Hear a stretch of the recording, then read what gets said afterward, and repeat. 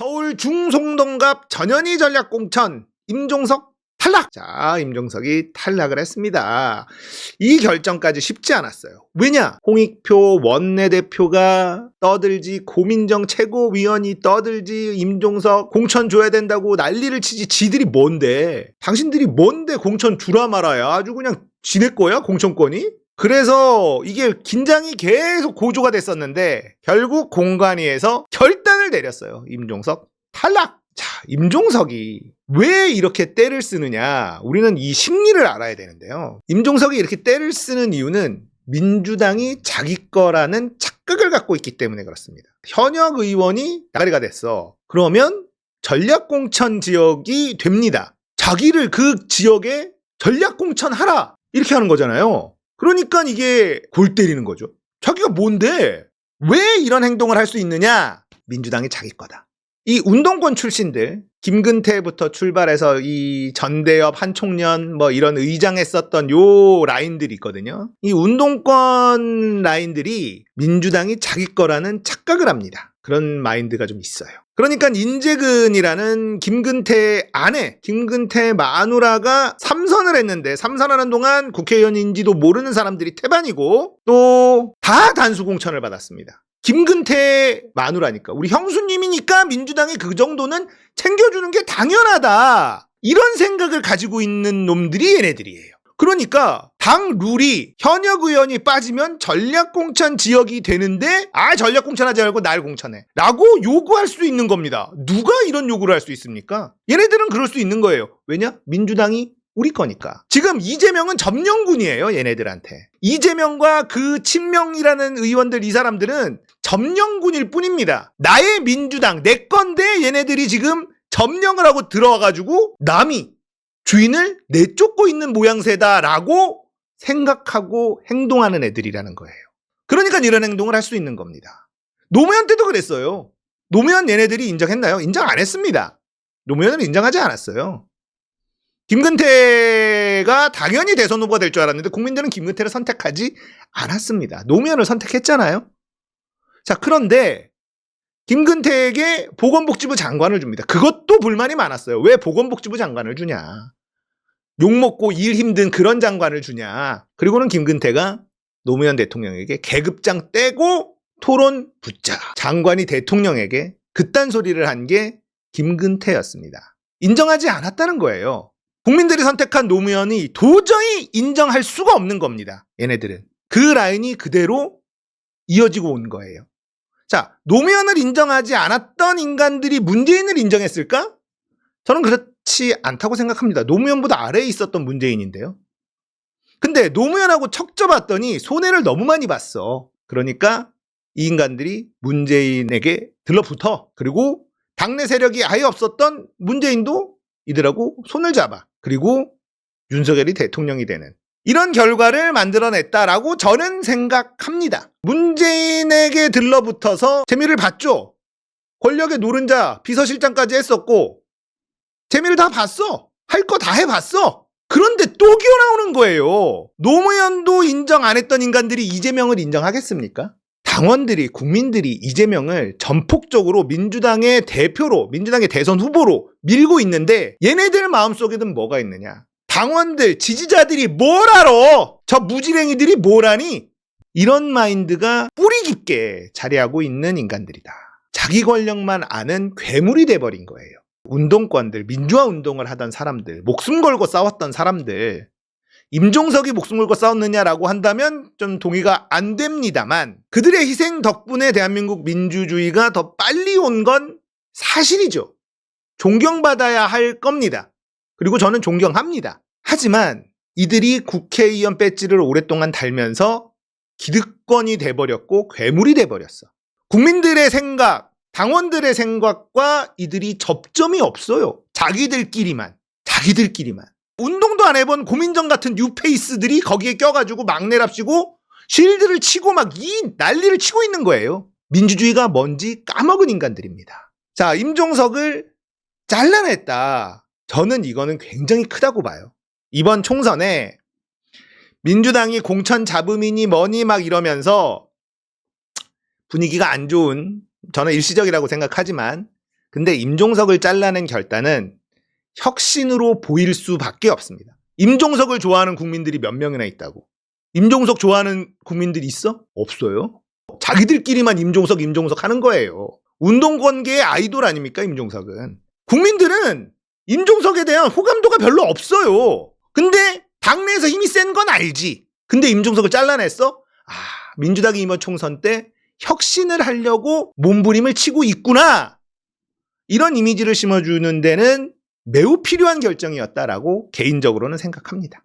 자, 이렇게 잘리니까 임종석 측은 대책을 수기 중이다. 무슨 대책? 무소속으로 출마라도 하시려고? 하시고 이낙연한테 가. 새로운 미래가 있잖아. 새로운 미래. 고민정 됐고 가면 되잖아. 서른도 지금 가면 되고 가시오. 자, 좀 충격을 받은 것 같죠? 왜 충격을 받았을까? 민주당이 내 건데 저것들이 그냥 객들이 와가지고 주인 임내하고 이게 건방지게 나를 잘라내? 이러고 있는 거예요. 이런 상황에 고민정이 최고위원직 안함! 지금이라도 민주당 지도부가 현 위기를 심각하게 인식하고 해결책을 모색한다면 충분히 국민들께 강한 야당, 유능한 민주당으로 선택받을 수 있을 것. 얘가 민주주의를 모르는 사람이에요, 이 인간이. 얘가 말하는 걸 하나씩 짚어봐야 됩니다. 제가 문제 제기를 했던 것은 최근에 불거지고 있는 공천 갈등과 무전략에 대한 비판을 방관하지 말고 적극적으로 문제 해결에 나서야 한다는 것, 하위 20% 여론조사 문제 등 공정성의 문제 제기가 되고 있다. 지도부는 당원 당규로 해결할 수 없는 정치적 사안들을 치열한 논의를 통해서라도 답을 제시해야 할 의무가 있다. 이게 집권 남용이라고 불리는 겁니다. 당원 당규로 해결할 수 없는 걸 지도부가 해결한다? 그걸 우리는 독재라고 불러요. 이런 말을 아무렇지도 않게 하는 민주당의 최고위원이 말이 됩니까? 당원 당규를 근거로 해야지. 당원 당규에 없어도 지도부가 답을 제시하고 해결해야 된다잖아요. 당원 당규에 없으면 하면 안 되는 겁니다. 이번엔 못하고 당원 당규를 고쳐서 다음번엔 할 수 있도록 하자. 이게 민주주의예요. 근데 얘가 하는 말은 민주주의를 부정하는 말입니다.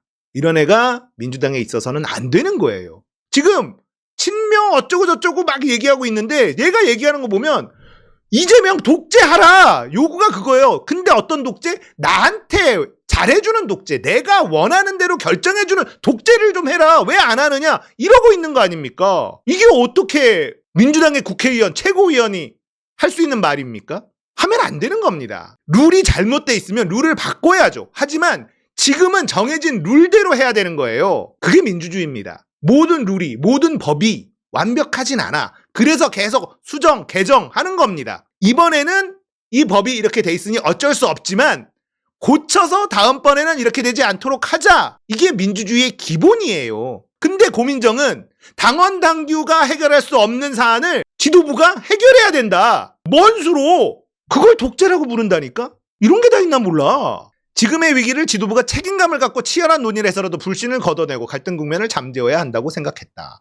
제게 돌아온다면 차라리 최고위원회에서 물러나라는 답이었다. 얘 말도 웃긴 게 자기가 소수니까 최고회의에 가면 뭐하냐. 그래서 불참하고 이제는 아예 나가겠다라는 건데 그렇게 따지면 방통이나 방심이나 이런 데 있는 여야 숫자가 기울어져 있잖아요. 법으로 그렇게 돼 있잖아. 그럼 거기 있는 사람들 다 나와야 돼? 그 안에서 소수의 목소리를 내고 그들이 다수가 되기 위해서 노력을 하고 이런 게 민주주의라는 건데 그런 개념이 없어요, 얘는. 그러니까는 내 마음대로 안 되니까 최고위원 회의도 불참. 이제는 임종석 컷오프했네. 최고위원도 안 해. 이게 어떻게 민주주의를 지켜야 되고 법을 만드는 국회의원이 거기다가 민주당의 최고위원이라는 애가 할 수 있는 말과 행동이란 말입니까? 말도 안 되는 거죠. 민주당은 가장 큰 위기에 직면해 있는데 그 위기는 다름 아닌 불신. 말 잘했어. 불신이지. 왜냐? 고민정 왜 단수공천 줬지? 김상진 예비후보가 선당후사를 2번이나 했는데도 왜 경선조차 안 붙여줬지? 위기가 불신이야. 고민정 당신 때문에. 당신 단수공천 딱 받아놓고 가만히 있다가 발광하는 이유가 뭐야? 불신. 자기한테는 관대하지. 얘가 얘기하는 거를 좀 더 보면 하위 20% 이런 데들 설명이 안 된다. 하위 20% 설명해줘야 되는데 공정성 문제 제기되고 있다. 김상진한테 설명해라고 얘기한 적이 있나? 없잖아. 김상진 예비후보한테 왜 경선을 못하게 됐는지 공관위가 설명해줘야 된다라는 얘기 안 했잖아. 근데 임종석이나 다른 사람한테는 계속 떠드는 거예요.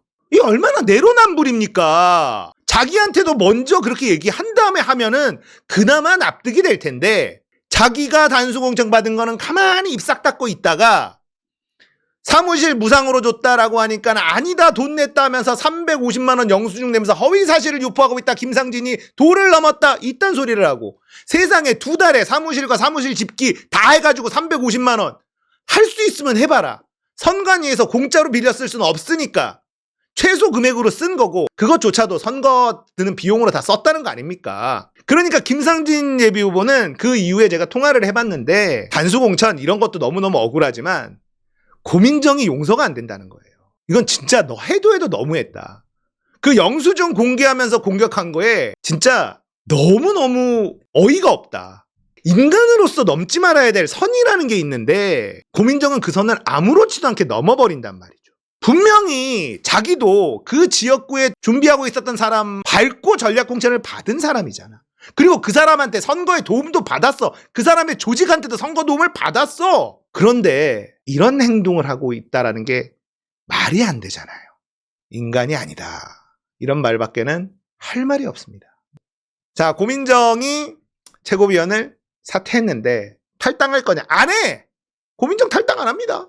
자기 선거 열심히 할 거예요. 네, 당에서 지원 안 했다고 징징거리기도 할 겁니다. 잘 됐습니다. 최고위원도 사퇴도 했고 잘 됐고 임종석 컷오프, 고민정 최고위원 사퇴